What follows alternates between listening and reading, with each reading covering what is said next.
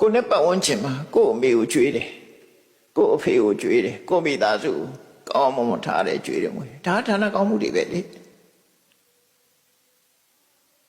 အိနိနာချင်းတွေကြွေးတယ်မိတ်ဆွေသင်္ကာတွေကြွေးတယ်ဒါလည်းဌာနကောင်းမှုတွေပဲ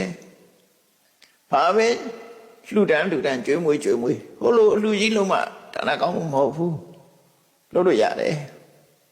နောက်ဆုံးမြတ်စွာဘုရားဟောထားတာကိုစားတဲ့ထမင်းညံဟင်းညံလေးတောင်တိရစ္ဆာန်လေးတွေစားကြပါစေဆိုတဲ့ intention ရည်ရွယ်ချက်နဲ့ထမင်းညံဟင်းညံလေးတွေကိုစွန့်ပြစ်ရင်တောင်မှပဲအဲ့ဒီကုသိုလ်ရဲ့အကျိုးကအခုစီရောက်တယ်လို့ပြောထားတာဗျာဒါနောက်ဆုံးနော်အညံဆုံးလို့ပြောတာအဲ့ဒါတော့ကိုယ်စီရောက်လာမယ်လို့ပြောတာ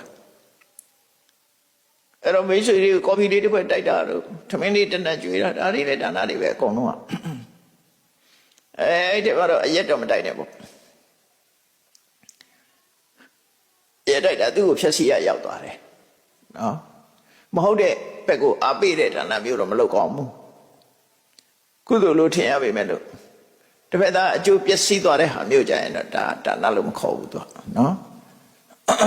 သူ့အတွက်အကျိုးရှိစီကိုယ်စိတ်ကလည်းပဲမွန်မြတ်တဲ့စိတ်ဓာတ်ရှိရမေတ္တာစေတနာနဲ့ကြွေးတာမွေးတာလှူတာတန်တာအကုန်လုံးဒါအဲ့ဒါကိုရထားတဲ့ပစ္စည်းတွေကအနှစ်သို့မဟုတ်တန်ဖိုး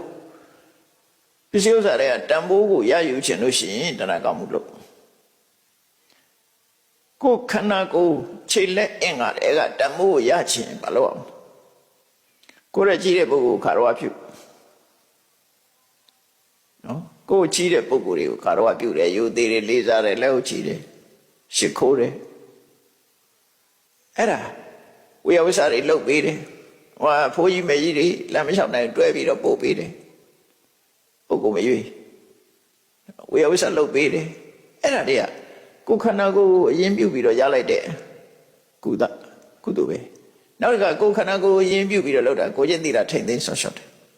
ဥပုသ်တရင်ဆောင်းရှောက်တယ်ဥပုသ်သီလဥပုသ်ဆောင်တယ်ဒါတွေဟာကိုယ်ခန္ဓာကိုယ်အရင်နှီးပြုပြီးတော့ရတဲ့တန်ဖိုးတွေပဲဖြစ်တယ်အသက်ရှင်နေတဲ့ဘဝမှာရနိုင်တဲ့တန်ဖိုးကတော့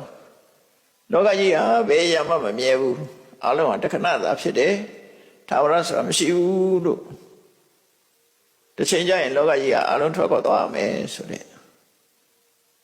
ဒီအသိစိတ်တလေဝိပဿနာတရားပွားများအထောက်တာကတော့အသက်ရှင်နေတာရဲ့တန်ဖိုးလို့ပြောတာ